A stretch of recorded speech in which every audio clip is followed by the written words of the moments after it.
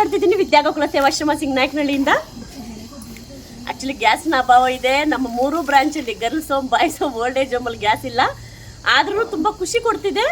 ಸೌದೆ ಒಲೆಯಲ್ಲಿ ಕೆಲಸ ಮಾಡೋದು, ಎಲ್ಲರೂ ಕುತ್ಕೊಂಡು ಫ್ಯಾಮಿಲಿ ಎಲ್ಲನೂ ತರಕಾರಿ ಕಟ್ ಮಾಡೋದು, ಪಾತ್ರೆ ಉಜ್ಜೋದು, ಜೊತೆಯಲ್ಲಿ ಸೇರಿ ಅಡುಗೆ ಮಾಡೋದು. ಹಾಗಾಗಿ ಇರೋದ್ರಲ್ಲಿ ತೃಪ್ತಿ ಕೊಡೋಣ ಅನ್ನೋದನ್ನ ಈಗ ಅರ್ಥ ಆಗ್ತಿದೆ. ಕರೋನಾ ಟೈಮಲ್ಲಿ ಸ್ವಲ್ಪ ತುಂಬ ಅರ್ಥ ಆಗಿದೆ. ಆದರೆ ಈಗ ಗ್ಯಾಸ್ ಸಿಲಿಂಡರ್ನ ಅಭಾವ ಸ್ವಲ್ಪ ಪಾಠ ಕಲಿಸ್ತಾ ಇದೆ. ಅದರಿಂದ ಯಾರೆಲ್ಲ ಹೊಸದಾಗಿ ಮನೆ ಕಟ್ತಿದ್ದಾರೆ ಅಥವಾ ಹೊಸದಾಗಿ ಏನೋ ಪ್ರಾರಂಭ ಮಾಡ್ತಿರೋರು ಅವ್ರ ಮನೆಯಲ್ಲಿ ಒಂದು ಸೌದೆ ಒಲೆ ಇಟ್ಕೊಂಡ್ರೆ ತುಂಬ ಅನುಕೂಲ ಅಂತ ಹೇಳಿ ಅನಿಸುತ್ತೆ. ಇವತ್ತು ನಮ್ಮ ಬಸಪ್ಪ ಅವರು, ನಮ್ಮ ದೇವಿ, ನಮ್ಮ ಸ್ಟಾಫ್ ಮಹಾದೇವಮ್ಮ ಅವರು ವಿದ್ಯಾಗೋಕುಲ ಸಂಸ್ಥೆಯಲ್ಲಿ ಎಣ್ಣೆ ಬಂಡಿಗೆ ಮಾಡ್ತಿದ್ದಾರೆ. ಬನ್ನಿ ಒಂದ್ಸಲ ನೋಡೋಣ.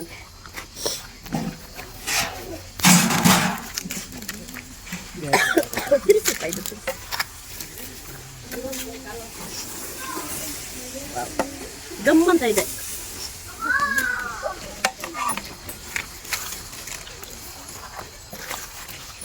ನಮ್ಮ ಯಾದಗಿರಿ ಸ್ಟೈಲಲ್ಲಿ ವಿದ್ಯಾಗೋಕುಲ ಸಂಸ್ಥೆಯಲ್ಲಿ ಆಕ್ಚುಲಿ ಗುಲ್ಬರ್ಗ, ಯಾದಗಿರಿ, ಸೇಡಮ್ಮು ಈ ಕಡೆಯವ್ರು ತುಂಬಾ ಜನ ಇರೋದ್ರಿಂದ ಅವ್ರ ಸ್ಟೈಲ್ ಊಟ, ರೊಟ್ಟಿ ಊಟ, ಎಣ್ಣೆ ಬದನೆಕಾಯಿ ಇದನ್ನು ಸ್ಟಾರ್ಟ್ ಮಾಡ್ಕೊಂಡಿದ್ದೀವಿ.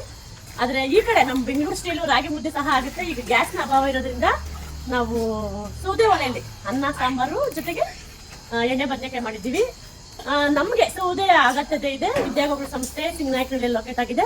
ಯಾರಾದರೂ ಈ ಗ್ಯಾಸ್ ಕೊಡಿ ಅಂತ ಕೇಳಲಿಕ್ಕೆ ತಪ್ಪಾಗುತ್ತೆ. ಅದರಿಂದ ಸೌದೆ ಕೊಡ್ಬೋದು, ನಮ್ಮ ಕೆಲಸದಲ್ಲಿ ಸಹಾಯ ಮಾಡ್ಬೋದು. ಎಲ್ರಿಗೂ ಒಳ್ಳೆಯದಾಗಲಿ. Thank you very much.